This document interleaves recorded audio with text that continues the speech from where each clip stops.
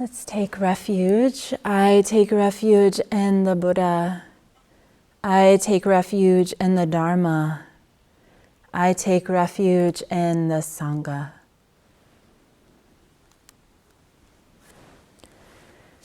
We are in the midst of the Transmitting the Light session. This is the fourth full talk. Blue Cliff Record, Case 86. The kitchen, pantry, and the main gate. Master Yunman said to the assembly, everyone has their own light. If you try to see it, it's dark or dim. What is this light? He then answered, the kitchen, pantry, and the main gate. There's a verse to this koan. Self-illuminating, absolutely bright.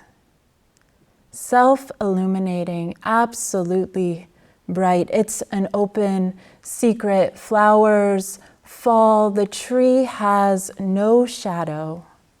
Who doesn't see when they look? Right where you sit. Yunman says, right where you sit, you are manifesting and transmitting the light. You are utilizing the light of your awareness. You are manifesting your life. Sitting there, shining away. What has been illuminated this week? What habits of mind have been revealed in the light of your awareness?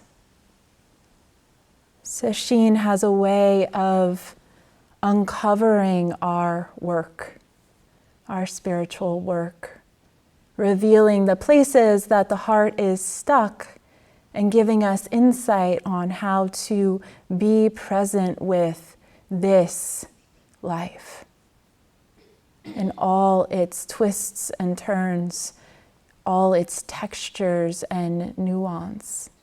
So no matter how we're practicing Sesshin, whether we're in the monastery and daily life continues at the monastery, wash up and work practice, living together, or at home doing work practice, eating, living together. We become intimate to this life and how it opens and how it closes. What it tastes like, what it feels like, what it means to really be embodied, to reclaim our life, as Jogan said yesterday. So perhaps what the resistances are, the arguments, sometimes I bring in a certain kind of backlog of pain into Sesshin, or tension, or just argument with reality, resistance to reality. And often what I find in sitting in Sesshin, I don't need to figure out the particular arguments I was having with reality, because that wasn't really the issue to begin with. That person or this situation, but there was something more fundamental that was out of sync. Some way that I wasn't seeing clearly. A self-inflated ego that got in the way and was creating all the issues. So in Sesshin, we're able to weed out the underlying causes of our distress. We can peer into the self-making mechanisms. We can see more clearly how separation happens, how distress takes form in our hearts, in our minds, in our bodies. And we can allow ourselves to rest at the source of it all, as the source of it all, to sit with wonder. I hope you've had moments of true wonder as the whole world comes into being through us, self-illuminating. Each sensation, each appearance, shining forth on its own, displaying and disappearing. This magic show of the great mystery. One can't help but just be in awe sometimes. And to trust, and this is one of my edges, that we really don't need to know what's going on. We really don't need to figure it out. It's kind of impossible, actually. And that it's okay to rest in the awe of being itself. Even to familiarize ourselves with not knowing and not needing to. Learning to let the Dharma illumine through us. And this is a way of finding our own entrustment to the present, to presence. Discovering that we truly can trust. And I'll talk about this more a little bit later as I share some stories of the women ancestors.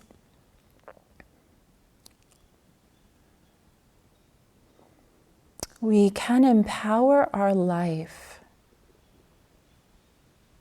through our attention to transmit the light, to receive the light. Yunman asks, what is this light? And I ask, do you see it in the kitchen pantry when you gather your supplies for the meal? Do you see it coming through the window, through the computer screen, shining through your spoons and bowls as you eat, your toothbrush as you brush your teeth? Does the door you open when you walk into the zendo or your home zendo or your front door transmit the light? Does your hand receive the light, all 5 fingers, open, receptive? We empower our living spaces during Sesshin, whether you're at home or at the monastery. And this is true for me, and I wonder if it's true for you, as sacred space. And so I noticed this dualistic way I approach non-Sesshin and Sesshin during Sesshin, because suddenly the whole monastery is sacred space, is practice, my room included. And during the week, when it's not Sesshin, it's like the zendo is the only sacred space. I forget that the office is sacred space, and that the kitchen, and that the meals, and the outside, and the grounds. And this is really just a quality of attention. And I can see that during Sesshin, my attention is sunk down deeper. I'm more awake to my life. And so I empower the space that I live in to hold me. And it is sacred. And not just sacred, but alive. And so I hope that you're finding sacred space in your homes, in your home zendo, in your kitchen, in your front yard, in your garden, wherever you're doing work practice. And I hope that you're imprinting this space with your attention and that you can discover it again, even when you're not in session. That the tea kettle and the plates you're using can be now empowered with the quality of your attention and bring you back into life when you forget, when the light gets dim. It's not just sacred, but alive. Toilet paper, bathroom sounds, traffic, neighbors, alive, all of it. Especially that which annoys us. Isn't that interesting? I was just thinking about what it means to be annoyed. It's like one of those just, oh, that's not my life, actually, because it's not going the way I want. I sometimes forget that, this is an interesting thing to say, I sometimes forget that this is the life I'm living. I wonder if anyone else does. And I think that my life is some other life, or it should be some other way. And I don't want what is being offered in abundance. It's kind of crazy. I want better conditions for practice, or a more enlightened community, or a more enlightened society, and feel trapped by the delusions of others. And I think it's probably all in here. But Sesshin empowers us to live our life, this life, the conditions of this life, our actual life, this one life. And when we really see, really embody, it's beautiful. And even the pain is beautiful. To really sit inside the body, no matter how it feels, is exhilarating. And of course, that mind, that habit can come in and be like, oh no, not this life, another life, another life. If I just do this, I could get that other life. That doesn't exist, it's a dream.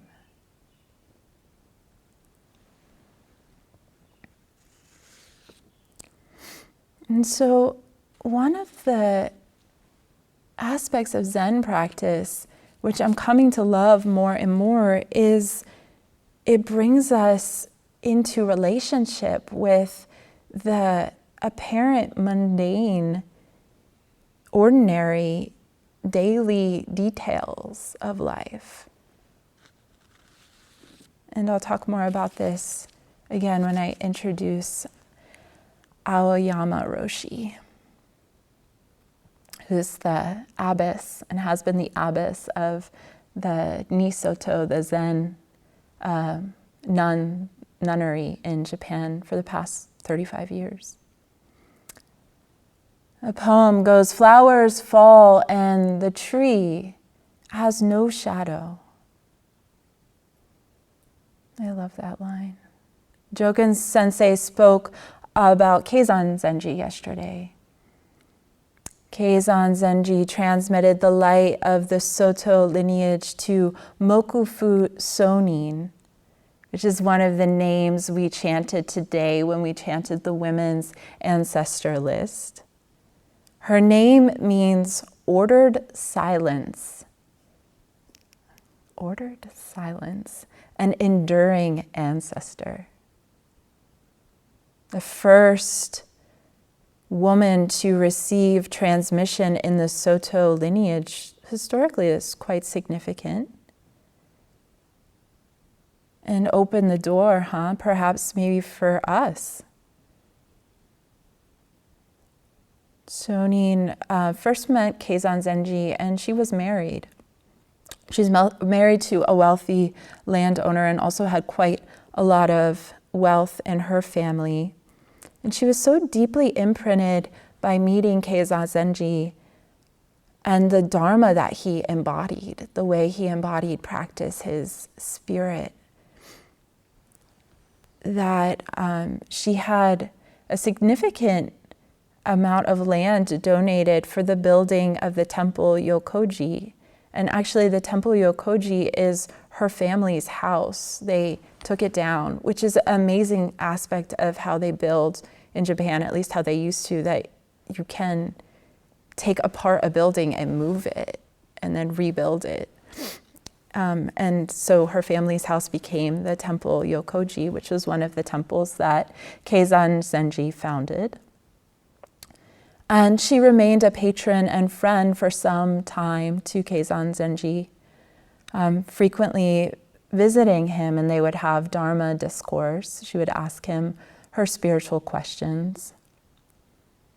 And as Jogen Sensei said yesterday, Keizan had a rich and mystical relationship to his dream life. And his grandmother was a deep inspiration for him in his practice. And one night, long after his grandmother had passed away, she appeared to him in a dream. And the next morning, Sonin stopped by. And when she stopped by, she asked Keizan for ordination.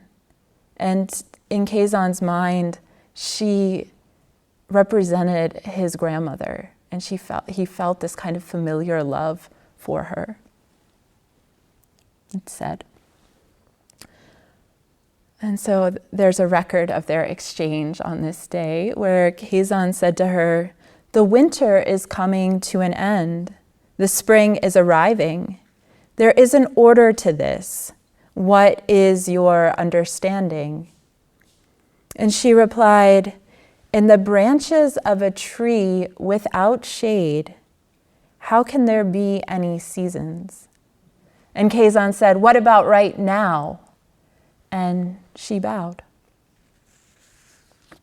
In the branches of a tree without shade, do you know this tree? The shadeless tree?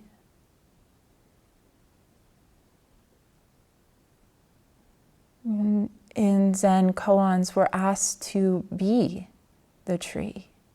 Not just know it intellectually. Oh yeah, a tree.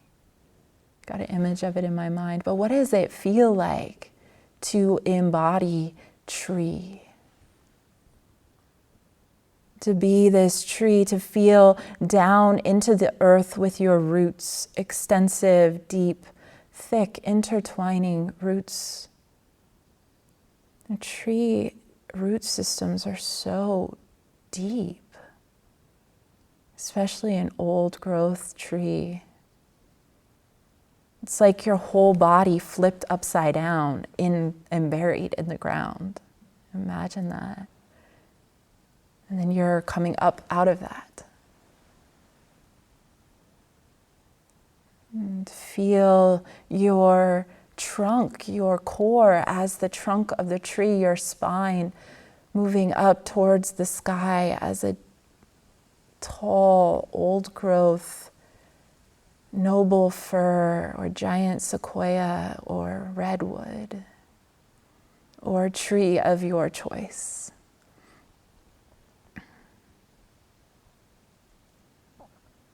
And senses open, the broadness of your limbs, your branches, extending in all directions, 360 degrees, 360-degree awareness. Your view, the view of the sky, unobstructed, spacious.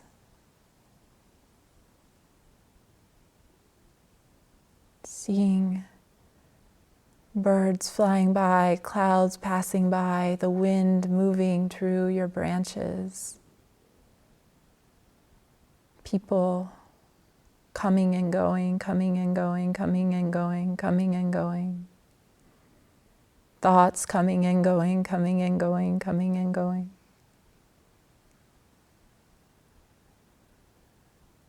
How does a tree move in a heavy wind? Do the roots move? Or is there a constant stability and stillness? Does the trunk move?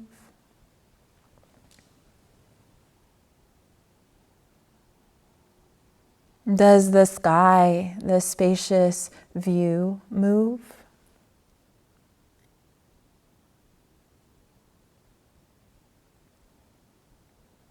And what shades the light of this tree?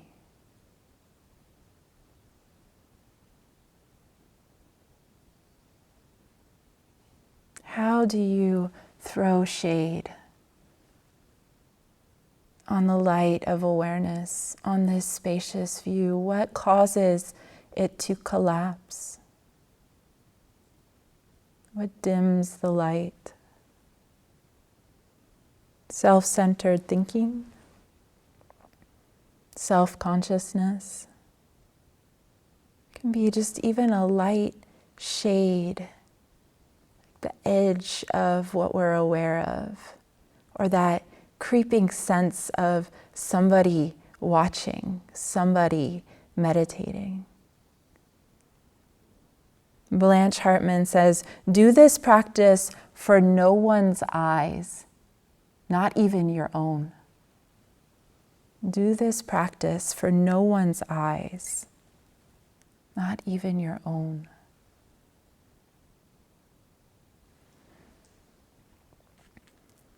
We can familiarize ourselves with spaciousness, with peace of mind, with mountain mind or tree mind, tree body. And then watch, especially during this point in Sesshin, how the view collapses, how it gets shaded, how it dulls or dims. One tendency that can happen in Sesshin is the concluding mind.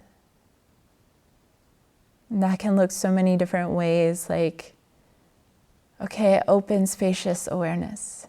Check. Got it. Okay, now let's subtly plan or think or daydream or try to fix all the problems. Or just a subtle boredom, kind of disengaging. Not quite wanting to step fully into our lives, holding something extra, something out. How do you creatively stay engaged with your practice? How do you live into the mystery of being alive? We can come to certain edges. It's important to do. And then the attention recoils. And what happens right before the recoil? Does an image appear? A body sensation? Get curious. Fill out your life with awareness. Bring attention to any perceived edge. Reaffirm aspiration. Reconnect with intention for practice. And we can do this over and over again, renewing and refining.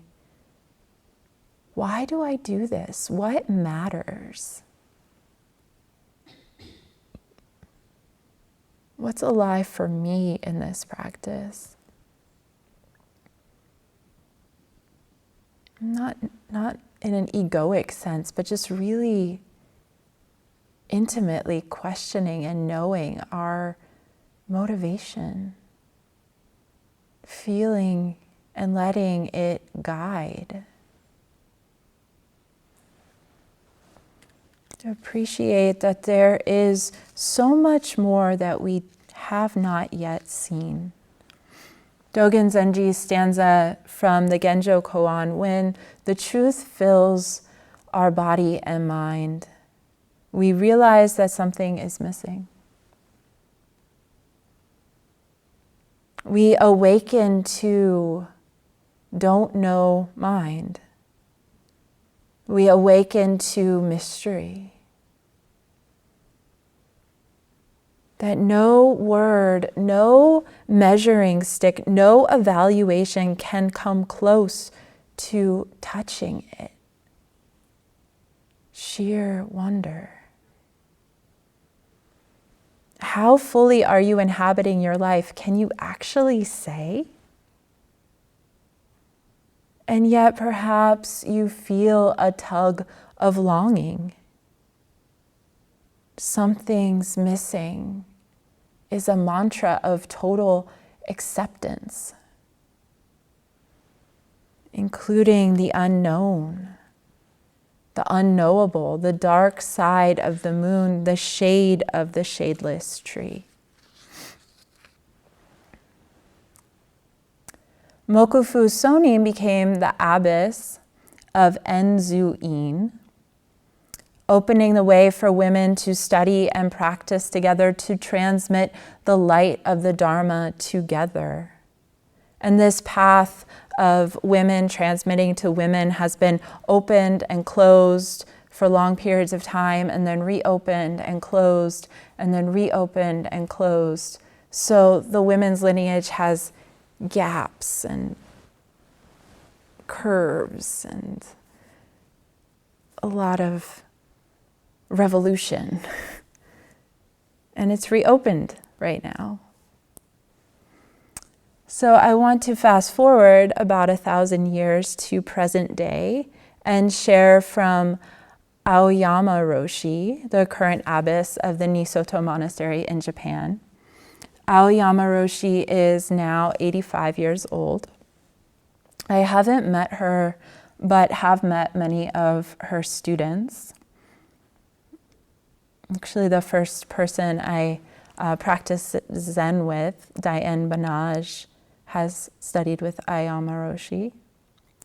She wrote this book, which is called Zen Seeds, when she was in her 50s, when she was first abbess of Nisoto, 35 years ago.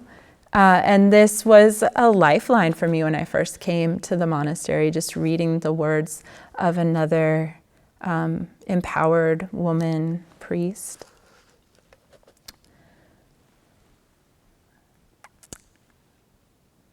So I'll share a little bit about her life. This is her talking about her teachers. And she tells a little bit of her own personal story. My two teachers. Master. There are several people that I would like to be allowed to call master. With all love and respect, I feel welling up from the bottom of my heart when I use that word. I have been able to come this far in my life only because I have had so many good teachers and friends, and I owe them a debt of gratitude. So when we hear this, we can reflect also on our own life, and if this is true for us, how many people have come into our life and acted as teacher and inspired and opened certain doors and insights and paths for us. If I had not met a certain person at a certain time, if I had not encountered this person's words at this moment, what kind of life would I be living today? Just to imagine it puts a lump in my throat. But we must remember that even if a great master stands before us expounding the true teaching, if we do not aspire to the way and pay no attention to them, no connection can be made, and a teacher-disciple relationship cannot be formed. Whenever I remember that simple truth, I think about the two teachers who nurtured from the very beginning my aspiration to seek and practice the way, on my own. I have had a long and deep connection with Buddhism. From the time I was carried in my mother's womb, it was planned that I would enter the priesthood. It's kind of amazing. Like Jogen was saying, a lot of the ancestors have been raised in this tradition, and in this passage, she'll give us a little bit more about what that experience was like as a child. It was very formative. In the spring, when I was 5, I entered the temple called Ryoji in Nagano Prefecture, where my aunt, the old Shuzan, presided. I became the disciple of Senshu, the nun next in charge, and a cousin to Shuzan. Shuzan took me directly to the Buddha hall, where she sat me in front of the main Buddha statue while she talked to me. Take a good long look at this Buddha. So she's talking to a 5-year-old. Take a good long look at this Buddha. The thumb and forefinger on each hand form a circle, don't they? The statue was Amida Buddha, who is always depicted in this way. No matter where you are, this is back to her teacher, no matter where you are, whether asleep or awake, or even if you completely forget about the Buddha, they are watching over you. If you do something naughty when you think no one is looking, the circles made by his fingers will turn into triangles. Young and innocent as I was, I fully believed that. No matter what it was I did, I thought of the face and hands of the statue of Amida Buddha. Whenever I did something bad or was lazy or hurt someone's feelings by something I had said, I would worry about whether the circles formed by Amida Buddha's fingers had changed into triangles. And then I would crawl onto the dark altar to take a look. And his face was always smiling. His fingers joined in circles. The words, always watching over you, are full of trust and promise. No matter how hard I tried, there were times when I was misunderstood, reproached. I felt hemmed in on all sides. It was at these times that I felt embraced by the warmth emanating from Amida Buddha's hands and did not feel alone. The words, always watching over you, are also rather awesome. Whenever I was carried away by the praises of people around me, it would suddenly come to me that Amida Buddha's fingers might be forming triangles. My wish that was no matter how I appeared in the eyes of worldly people, I wanted to live my life in a way that Amida Buddha always approved of. But although I often failed in that, I always found peace of mind in thinking that Amida Buddha embraced me as I was. And that's an important teaching that she got. I always found peace of mind in thinking that Amida Buddha embraced me as I was. As a child, I learned the importance of living in accord with the Buddha's way of measuring things.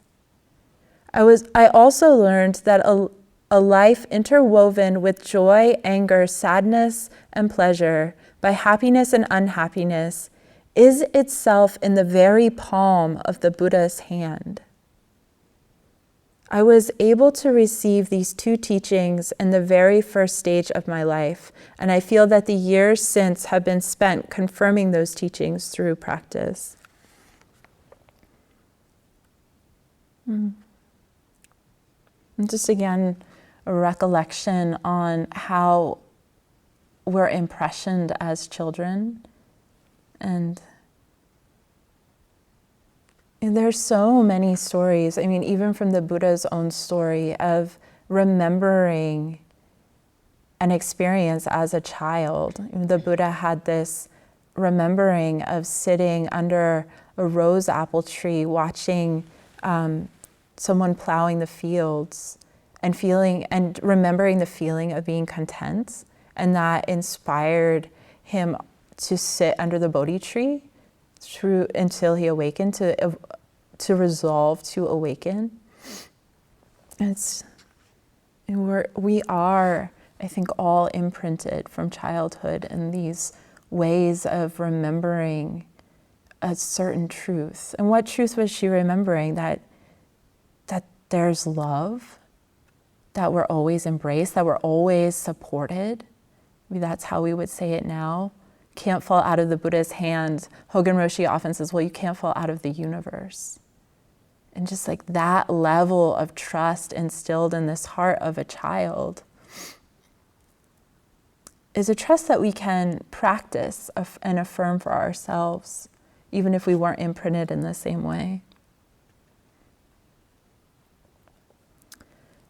So I'm going to continue with a little bit more of her story from childhood. From the day I first passed through the temple gate, I began to memorize the short sutras, such as the Adoration of the Relics of Shakyamuni Buddha and the Heart of Wisdom Sutra. By the time I graduated from junior high school, I had learned almost all of the sutras that were taught at the training temples. Shuzan, while she was a really warm person, was also quite strict. For 365 days of the year, she never permitted me to sleep late. We got up while it was still pitch dark outside to hold morning service for 1 hour. In the dead of the winter, the temperature was no more than minus 15 degrees Celsius in the Buddha hall of our mountain temple, and my small hands were completely numb as I beat the wooden block in accompaniment to the sutra recitation with all my might. There was a set time each evening when I was taught the sutras. No matter how cold it was, I had to leave the vicinity of the heater, bow with my hands placed neatly before me on the floor, and say, "Please teach me." Shuzan also left her warm place, and sitting formally on her knees, she pointed to the Chinese characters with a stick and read them to me one by one. At such times, Senshu, her other teacher, would be doing needlework beside us. After the sutra reading lessons, Senshu would often recall stories of the Zen masters. When I was in primary school on the holidays, I was allowed exactly an hour for play after lunch. One time, when I was playing outside, I lost track of time and returned an hour late. Shuzan poured a bucket of water over my head and scolded me. Later, when I was in high school, I was not given any free time for study. The only time I had for study, even during final exams, was either during the 4-mile walk to and from school or when I should have been sleeping. I was told, when people are told to study, they lose the desire to study. If they don't think they have time for study, they instead struggle to create it. Then they can really use what time they have very efficiently. The hard work I had to do never made me cry, but I sometimes shed tears over not having time for study. When picking weeds in the garden or mulberry leaves to feed the silkworms, even when I was in the bathroom, I secretly reviewed my English vocabulary flashcards. The challenge was to fit it in as much as possible in the 24 hours of a day. That way of life became the foundation for the way I live now. This in particular is inspiring, and I'll share some more about the Nisoto, but they often talk about the Nisoto or nuns training temple as being more challenging than the male temples, because they have much more activities that they have to do, like tea ceremony and a lot of different kinds of work practice. And the big lesson from people I know who have studied there, and I'll read from another book of a woman who trained there for 3 years, is that you have to do zazen all the time because there isn't as much formal zazen time just sitting. So you have to see everything as zazen, and that's the teaching. And they really mean that. And you kind of can see like fitting in her study in the in-between times, like no gap. Every moment is precious and use it completely.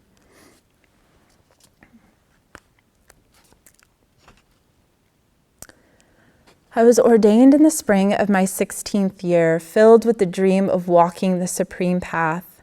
After my years of training at Ichi Senman Nisoto, so she trained at the Nisoto, I went to attend the school affiliated with the Soto sect. For 15 years, until the summer of my 30th year, my 2 teachers were undemanding and gave me time, allowing me to enjoy myself in college.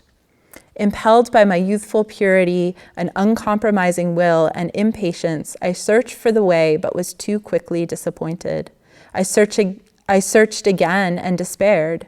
Every time I despaired, I lamented the corruption I saw in Buddhist organizations and denounced the Buddhist clergy. My two teachers, Shuzan and Senshu, took me severely to task. Just how great a person do you think you are? Everybody has some good points. If you don't have the modesty of heart to be able to learn from any and everyone, what are you going to do? Even now, these words echo in my ears. The 15 years of my youth spent in vainly seeking the way had been like following an endlessly curving mountain path. In spite of that, I finally made my path. With a new sense of admiration for the profundity and splendor of the way, I was able to return to our mountain temple in search of spiritual growth.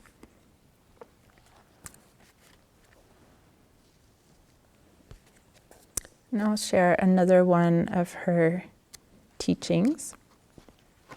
This is called Hearing the Wind in the Pines. She's talking about visiting a friend, Yokoyama, in his home, and he's quoting, "When I said to a child, 'I can make a whistle out of a blade of grass,' the child asked, 'Can you make a whistle out of a pine needle?' But it is the wind that makes the pines sing, you know?" And now this is back to her. "The voice of the wind in the pines is the most beautiful sound there is. The wind should make pine needles sing instead of me. Either the wind or I can do it. When the wind roars, it is the universe that makes it roar. Whether a voice is loud or soft, it is the voice of the universe. Even silence has a voice, and a mountain has its own particular mountain voice. Now Zen master Yokoyama is dead, and the trees and grasses at his home and the wind in the universe are probably blowing whistles in his place.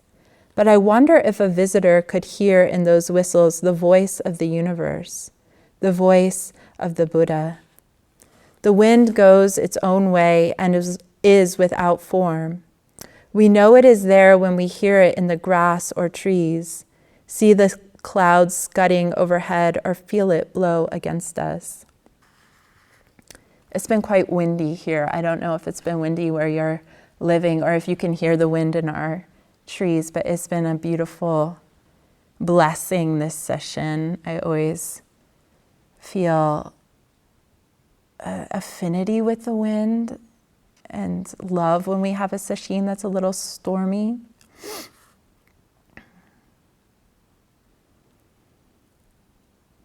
She goes on.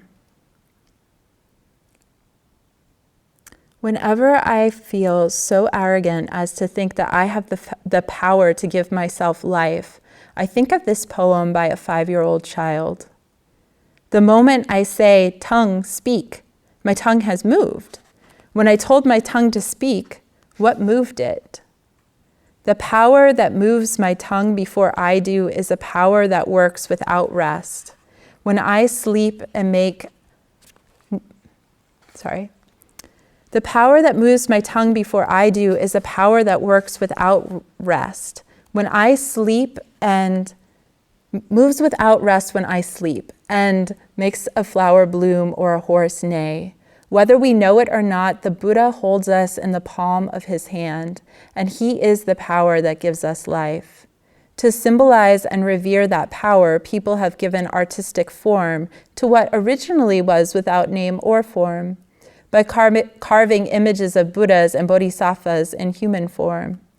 In the way a child sometimes needs to call its mother, we call on Amida Buddha or Kannon Bodhisattva. Then everything is revealed as Amida, or as a transformation of Kannon. One hot summer day on Mount Maku in China, Zen master Pao Che sat fanning himself. Might sound familiar. A young Zen monk approached him and said, "The nature of wind is everywhere. There is no place it is not. Why do you use a fan?" The master answered, "Although you know that the nature of wind is everywhere, you do not yet know that the nature of there being no place it is not." The young monk asked, "Then what is the nature of there being no place it is not?" The Zen master just sat, fanning herself in silence. Silently fanning oneself is a valuable practice. However well we understand that we manifest the life of the Buddha, we cannot realize our full potential unless we practice the Buddha's teachings. Still, the life of the Buddha is manifested in us regardless of whether we understand or are aware of it or practice the Buddha's teachings. It is manifested in us as we go about our daily lives. For instance, when we conserve water or plant life or tackle our household chores wholeheartedly. Whether a dewdrop is on a flower or on a heap of dung, the morning light sparkles on it just the same. What a joy it is to know that our finite lives are part of the infinite life of the Buddha.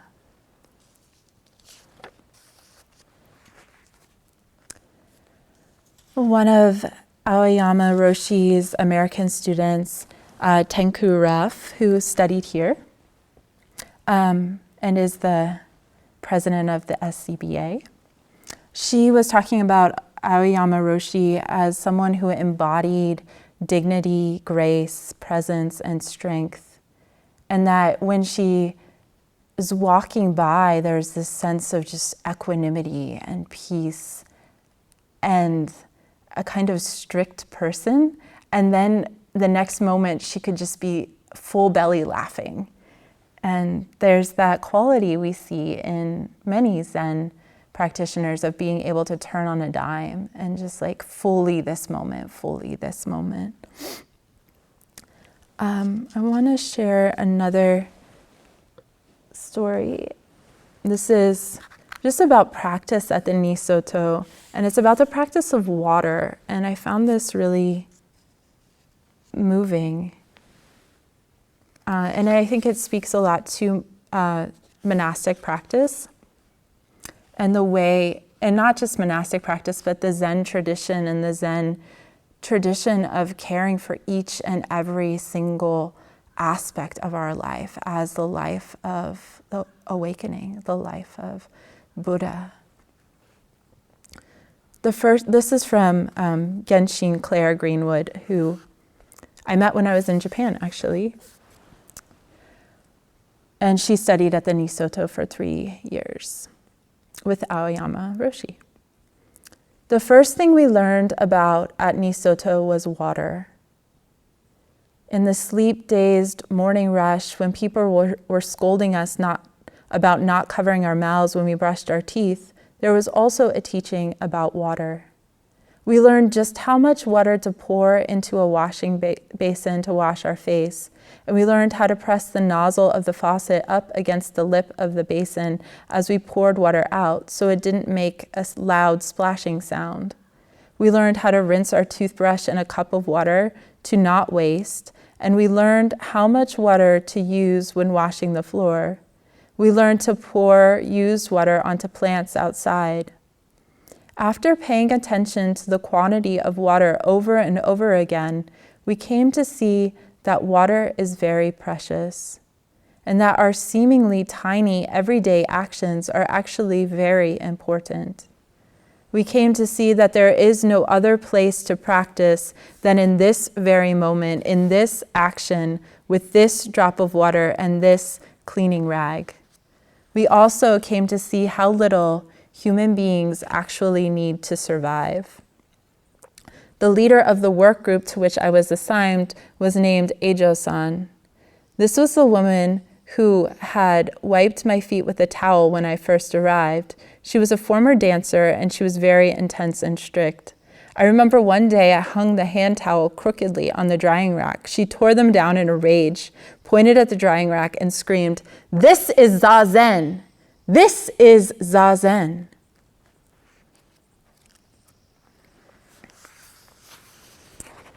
The last I'll share from Aoyama Roshi.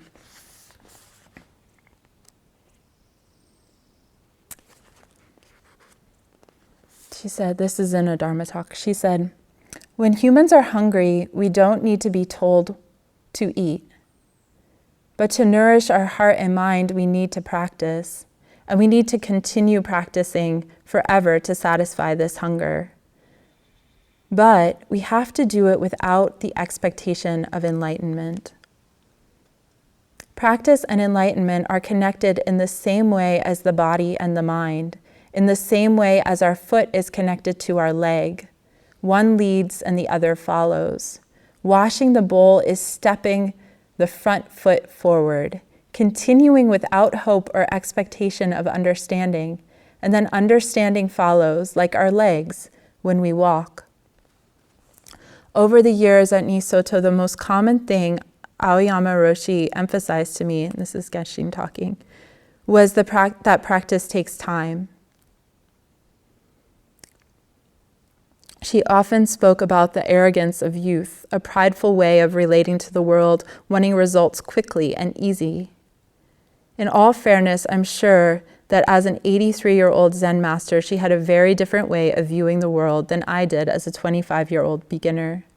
Yet despite her age, seniority, and realization, she always emphasized that she was just a beginner who was continually learning and discovering new things, and that all the great masters of the past were beginners. The Buddha way is endless, she was fond of saying in Dharma talks. So we cannot say that there is one point in time that we, as finite relative beings, understand the entirety of Buddha Dharma. I remember one time I went to her room and started crying about what I was doing in Japan. She scribbled down on a piece of scrap paper, "Don't rush, don't give up, don't be lazy." Even Dogen Zenji took 14 years.